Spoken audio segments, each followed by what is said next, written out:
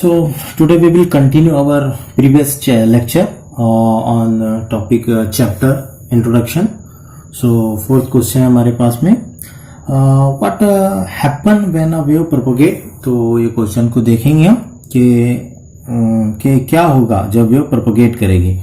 तो हमने wave motion में देखा था एक बात को कि पार्टिकल जब अपनी जगह छोड़ेगा, जब वेव मोशन करेगा तो वो क्या करेगा, वो एनर्जी को ट्रांसफर करेगा. वो क्या करेगा, एनर्जी को ट्रांसफर करेगा. लेकिन होगा कब, तो देखेंगे हम.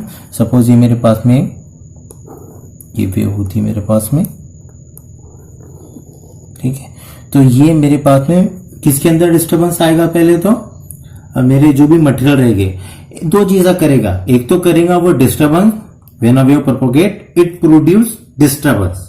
मैंने जब भी वेव प्रोपोगेट करेगी, मैं पॉइंट लिख लेता हूं यहां पर, तो ये सबसे पहले क्या करेंगे, कुछ ना कुछ डिस्टर्बेंस क्रिएट करेंगे.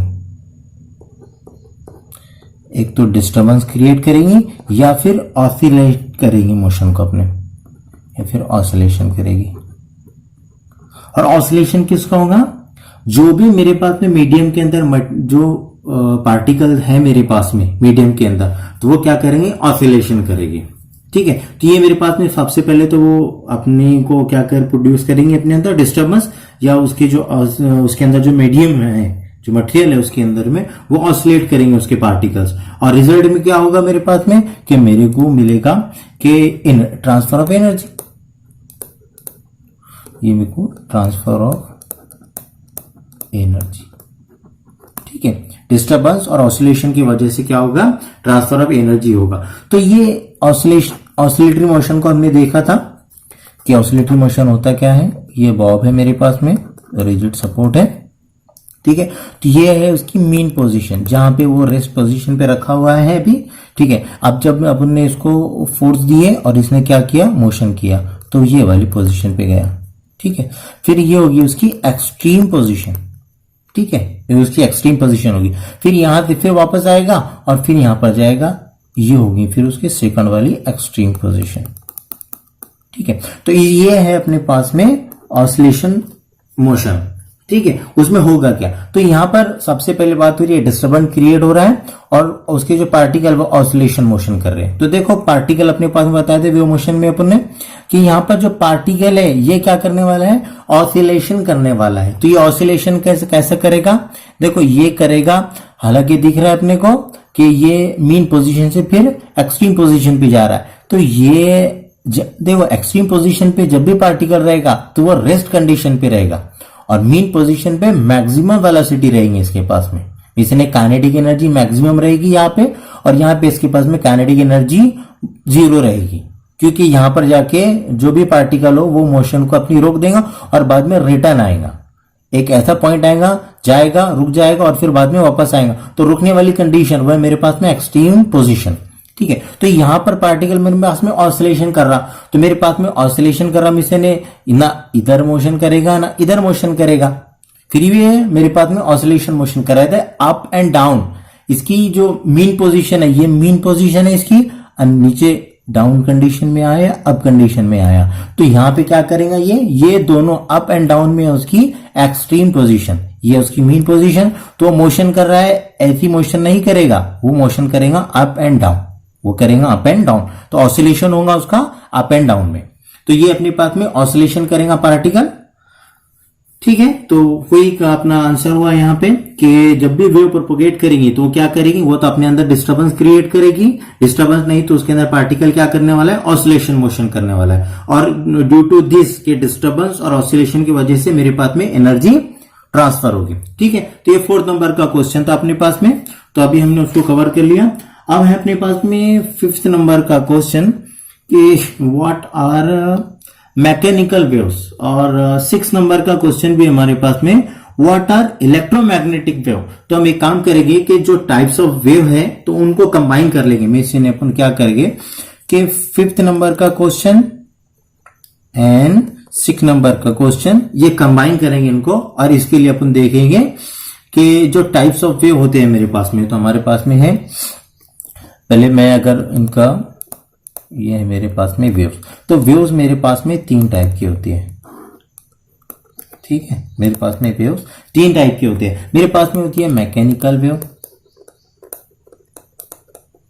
मैकेनिकल वेव, मेरे पास में होती है इलेक्ट्रोमैग्नेटिक वेव,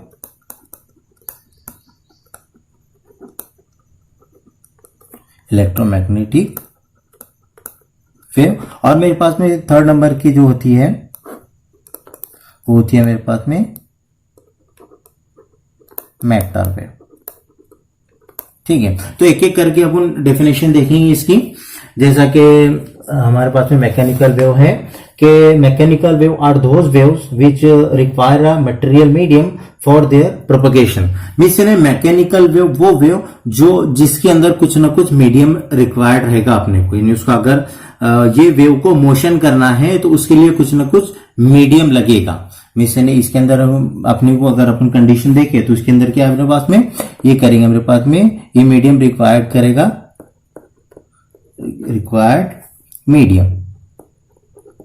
ठीक, और अपने पास में इसके टाइप्स भी है कि मैकेनिकल वेव के अंदर साउंड वेव आएंगे, मेरे पास में वाटर वेव्स आएंगे, मेरे पास में ये मेरे पास में टाइप्स है मैकेनिकल वेव के कि जब भी वाटर के अंदर अपन स्टोन या पत्थर फेंके उसके अंदर तो उसके अंदर वेव बनती है, तो वो वेव बनेगी ड्यू टू व्हाट, क्योंकि उसको मीडियम ही लगेगा। ठीक है, तो ये मेरे पास में इसमें लगता है मीडियम मैकेनिकल वेव में। और मेरे पास में दूसरी वेव है मेरे पास में इलेक्ट्रोमैग्नेटिक वेव। तो इलेक्ट्रोमैग्नेटिक वेव मेरे पास में डेफिनेशन के हिसाब से देखेगा, so electromagnetic wave are those waves which do not require medium for their propagation. ठीक है, ये इसको मीडियम लग रहा था, इसको मीडियम नहीं लगेगा इलेक्ट्रोमैग्नेटिक वेव को। तो अपने पास में उसके एग्जांपल है एक्सरे की, जो अपने पास में लाइट रहती है तो उसको अपने को मीडियम रिक्वायर्ड नहीं रहता है। ठीक है, एक्सरे के लिए। दूसरी एग्जांपल है मेरे पास में जो सनलाइट आती है अपने पास में, तो वैक्यूम भी एक वहां पे जब सन से लाइट निकलती है तो वैक्यूम भी आता है अपने पास में, तो वैक्यूम के पास में तो कोई मीडियम नहीं है, लेकिन फिर भी वहां से अपने पास में लाइट ट्रांसफर होके आती है जमीन पर। तो जो वैक्यूम था वहां पर तो कुछ मीडियम था नहीं, तो वहां से लाइट आई अपने पास में क्या हुआ, लाइट अपने पास में आई। इसका मतलब ये जो वेव है इनको मीडियम रिक्वायर्ड नहीं रहता, जैसा मैकेनिकल वेव को लग रहा था।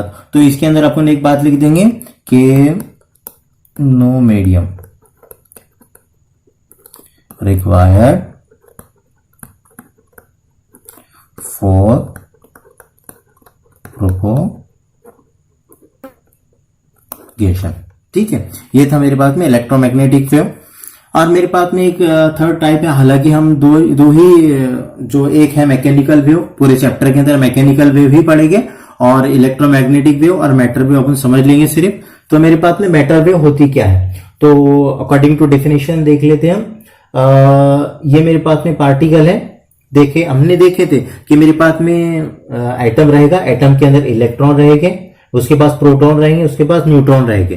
तो ये प्रोटॉन, ये न्यूट्रॉन, ये इलेक्ट्रॉन्स, ये किसके अंदर है, सबके सब एक एटम्स के अंदर है। ठीक है, या एटम्स उसके अंदर मॉलिक्यूल हो, तो ये एक ऐसा बिहेव करते कि वो वेव के जैसा मोशन भी जब करेंगे तो वेव के जैसी मोशन करेंगे। अगर हम नेम के हिसाब से देखें, मैटर वेव, क्या मीनिंग होता है इसका? मैटर मीन्स मेरे पास में कुछ ना कुछ मास होगा, मेरे पास में क्या होगा, कुछ ना कुछ मास होगा। और वेव मेरे पास में जो वेव बनाता, तो मैटर जो वेव बनाता उसको बोलेंगे अपन मैटर वेव। एग्जाम्पल के लिए अपने पास में इलेक्ट्रॉन, प्रोटॉन, न्यूट्रॉन जो अपने पास में मोशन करते हैं वो वेव के जैसा कभी कभी प्रोपोगेट करते हैं, तो मेरे पास में क्या होगा, ये मैटर वेव होगा। तो अभी इसके अंदर देख लेते हैं अपन कि मैकेनिकल वेव है। मैकेनिकल वेव के अंदर अपने पास में अभी और डिटेल में स्टडी करेंगे। इसके अंदर प्रोग्रेसिव वेव आती है, और प्रोग्रेसिव वेव से समझने उसके बाद में दो टाइप्स आएंगे अपने पास में, एक ट्रांसवर्स वेव्स आएगा और एक लॉन्जिट्यूडनल वेव आएगा। तो अपन लॉन्जिट्यूडनल वेव, ट्रांसफर वेव को देख लें, क्योंकि अपने पास में जो 8 नंबर का क्वेश्चन है उसके लिए अपने को लॉन्जिट्यूडनल वेव समझना बहुत जरूरी है। तो यहां पर देखो, मैं इसके 2 टाइप कर देता हूं। ठीक है, ठीक है, तो मेरे पास में सबसे पहला है ट्रांसवर्स वेव, ये मेरे पास में ट्रांसवर्स वेव। ठीक है, और दूसरा है मेरे पास में लॉन्जिट्यूडनल वेव। ठीक है, अब ये डिफिनेशन के हिसाब से समझ में आएगा अपने को कि जो ट्रांसवर्स वेव होती है, ट्रांसवर्स वेव के अपने पास में अगर हम उसको कंसेप्ट को समझे तो ये मेरे पास में वेव है, ठीक है। तो इसके अंदर में डिफिनेशन है perpendicular to the direction of propagation. तो वेव कैसी डायरेक्शन है वेव की, ये वाली डायरेक्शन है वेव की, ये वाली डायरेक्शन है वेव की। और इसके जो पार्टिकल है, इसके जो पार्टिकल है वेव के अंदर के जो पार्टिकल है, ये हमेशा perpendicular to the way of propagation रहेंगे। ये देखो ये पार्टिकल है, ये अगर इसको अपन नीचे लाए और ये मेरे पास में वे ऑफ प्रोपगेशन है, तो मेरे पास में 90 का एंगल बनाएगा, 90 का एंगल बनाएंगे, इसका मतलब perpendicular to the direction of way of propagation, ठीक है। तो ये मेरे पास में ट्रांसवर्स व्यू। इसके अंदर दो चीज आएगी। इसके अंदर सबसे पहले आएगा मेरे पास में जो राइस वाला पार्ट रहता है मेरे पास में ऊपर का, तो इसको मैं बोलूंगा, इसको बोलूंगा मैं क्रेस्ट, ठीक है। और जो नीचे का दबा हुआ पार्ट रहता है मेरे पास में ट्रफ, ठीक है। तो ये डेफिनेशन के हिसाब से क्रेस्ट की डेफिनेशन अपने पास में, crest is a portion of the medium which is raised a temporary above the normal position of rest of the particle of the medium। जो भी मेरे पास में मीन पोजीशन से ऊपर की डायरेक्शन में रहेगा उसको बोलूंगा मैं, ये मेरे पास में क्रेस्ट है, ठीक है। या दूसरी अगर डेफिनेशन के हिसाब से बोलेंगे अपन कि क्रेस्ट मेरे पास में, वो मेरे पास में पॉजिटिव डिस्प्लेसमेंट होता, क्योंकि मेरे पास में ऊपर है, अपवर्ड में है, तो इसमें ये दूसरा भी नाम बोलूंगा पॉजिटिव डिस्प्लेसमेंट, ठीक है। और ट्रफ जो हो जाएगा मेरे पास में, अगर उसके हिसाब से बोले तो मेरे पास में नेगेटिव डिस्प्लेसमेंट हो जाएगा। ये पॉजिटिव डिस्प्लेसमेंट है, ये नेगेटिव डिस्प्लेसमेंट है। और मेरे पास में ट्रफ की अपने पास में डेफिनेशन है, और trough is a portion of the medium which is depressed temporary below the normal position of rest of the particle of the medium, ठीक है। तो क्या होगा, जो नीचे रहेगा वो मेरे पास में ट्रफ हो जाएगा, जो ऊपर रहेगा वो मेरे पास में क्रेस्ट हो जाएगा, पॉजिटिव डिस्प्लेसमेंट, और ये मेरे पास में नेगेटिव डिस्प्लेसमेंट। तो ये था मेरे पास में ट्रांसवर्स वेव, ठीक है। अभी अपने पास में लॉन्जिट्यूडनल वेव, मेरे पास में लॉन्जिट्यूडनल वेव, देखो इसका कंस्ट्रक्शन कैसा होता है। मेरे पास में ये लॉन्जिट्यूडनल वेव, मैं देखो लाइनें कैसे बना रहा हूं, यहाँ पे कुछ खुले खुले हैं मेरे पास में और कुछ पैक पैक है मेरे पास में, ठीक है। मैं इसका मतलब अपन दूसरे वर्डिंग में बोल सकते हैं उसको कि जहां पर हाई प्रेशर है, ये अपन हाई प्रेशर जोन है वो, और मेरे पास में लो प्रेशर जोन है। डेफिनेशन के हिसाब से भी देखेंगे मेरे पास में कि सबसे पहले मेरे पास में होता है कि कंप्रेशन, जो मेरे पास में हाई प्रेशर जोन होता है उसको कहता हूं मैं कंप्रेशन। ये होता है मेरे पास में कंप्रेशन, ये वाला रीजन। और मेरे पास में जो खुले खुले रहते हैं, मेरे पास में खुले खुले रहते हैं, उसको बोलूंगा मैं रेयरफैक्शन। तो ये डेफिनेशन के हिसाब से देख रहे थे कंप्रेशन क्या है मेरे पास में। तो सबसे पहले कंप्रेशन देखने थे। Compression is a region of the medium in which particle come to distance less than the normal distance between them. बहुत कम डिस्टेंस रहता है जिसके बीच में, वही डेफिनेशन के हिसाब से अपन दूसरा पॉइंट देखे थे कि हाई प्रेशर जोन हो गया तो मेरे पास में कंप्रेशन हो गया, और लो प्रेशर जोन, यहां पर प्रेशर कम है, यहां पर प्रेशर कम है, तो ये हो जाएगा मेरे पास में रेयरफैक्शन, जिसमें मेरे पास में जो प्रेशर है वो कम रहेगा। या फिर डेफिनेशन के हिसाब से देख रहे थे, rarefaction is a region of the medium in which particle of the medium goes apart to distance greater than the normal distance between them. यानी ये रेयरफैक्शन में क्या होगा, जो नॉर्मल डिस्टेंस होता है पार्टिकल के बीच में उससे ज्यादा दूर चले जाती है, तो ये हो जाएगा मेरे पास में कंप्रेशन, ठीक है। तो ये अपने पास में 5th और 6th नंबर का जो क्वेश्चन था वो हो गया, ठीक है। अभी अपने पास में है 7th नंबर का क्वेश्चन।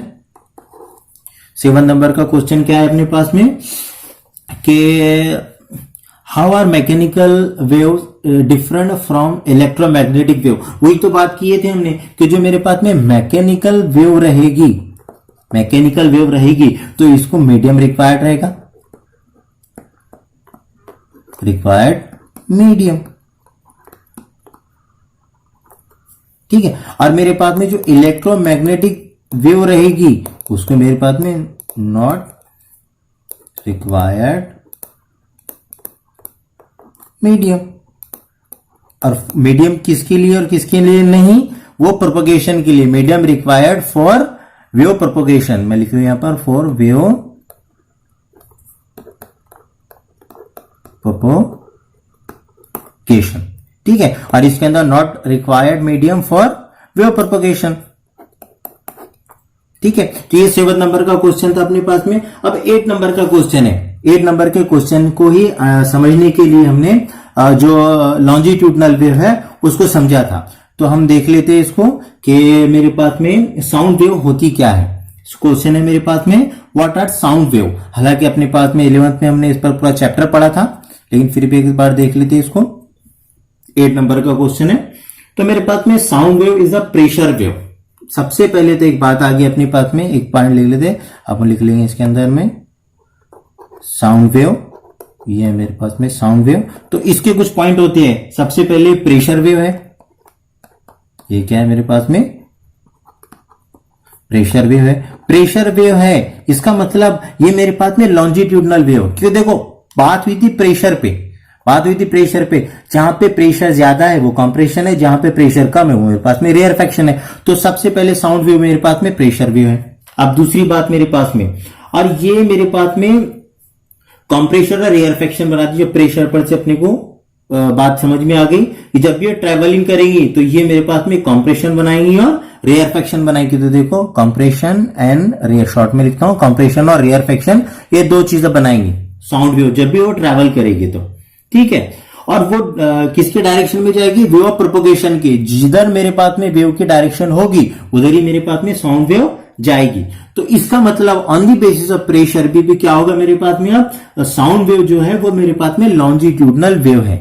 मैं तीसरे वाला पॉइंट लिख लेता हूं इसके अंदर में, जो मेरे पास में साउंड वेव आर longitudinal